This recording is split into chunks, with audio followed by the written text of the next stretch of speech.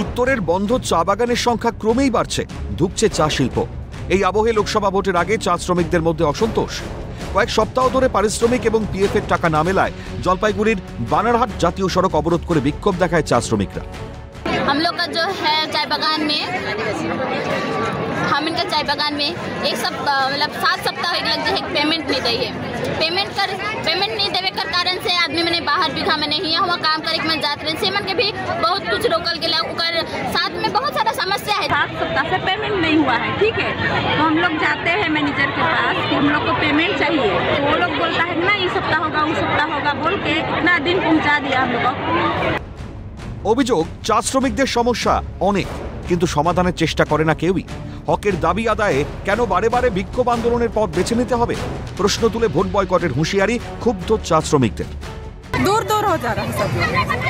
कोई समस्या को नहीं सॉल्व कर रहा है। नहीं सब लेबर के बारे में कोई नहीं सोचा है। नहीं कोई भी नहीं, जरूरत पड़ता है तभी आता है, लेकिन आपके लिए नहीं सोचता। नहीं कोई नहीं आपके लिए था। नहीं। चाय बागान में इतना समस्या है कि हमें एक तो वीडियो में 2 मिनट का वीडियो में कोनो नहीं सुना सकब। अगर एखन ममता मोदी वर्ष में घूमत है ठीक है, लेकिन चाय बागान में काले नहीं आवत है।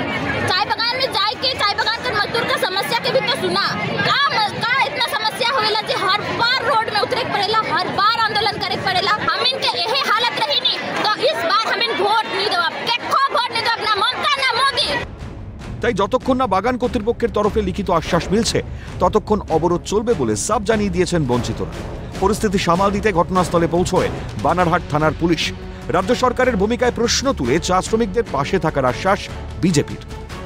এটা তো লিগাল এন্ড লেবার পার্ট দেখার তো রাজ্য সরকারের, যে শ্রমিকরা বেতন ঠিক পাচ্ছে কি পাচ্ছে না, তাদের উপরে অত্যাচার হচ্ছে কি হচ্ছে না, সেগুলো দেখার। সেই জন্য তো এএলসি আছে, ডিএলসি আছে, জেএলসি আছে, শ্রম মন্ত্রী আছে, কিন্তু তারা কিছু করছে না। কেন না, তারা তো মালিকের সাথে মিলে আছে, মালিকের সাথে ইলেকট্রাল বন্ড নিচ্ছে, তাদের কাছ থেকে চাঁদা নিচ্ছে, অন্যদিকে শ্রমিকরা ডিপ্রাইভ হচ্ছে। তার ফলে আজকে শ্রমিকদেরকে পথে নামতে বাধ্য হয়েছে। আমরা তাদের সাথে আছি।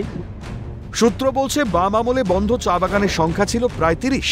রাজ্যে পালা বদলের পর খুলতে শুরু করে একের পর এক চা বাগান, কিন্তু গত 3 বছরে ফের বেড়েছে চা বাগান বন্ধের প্রবণতা। এই অবস্থায় শ্রমিক অসন্তোষ মাথাচাড়া দিলে রাজ্যের চা শিল্প যে আরো অন্ধকারে তলিয়ে যাবে তা বলার অপেক্ষা রাখে না। তাই শ্রমিক অসন্তোষ মেটাতে কি উদ্যোগী হবে প্রশাসন? ঝিলাম দেবের রিপোর্ট, ক্যালকাটা নিউজ।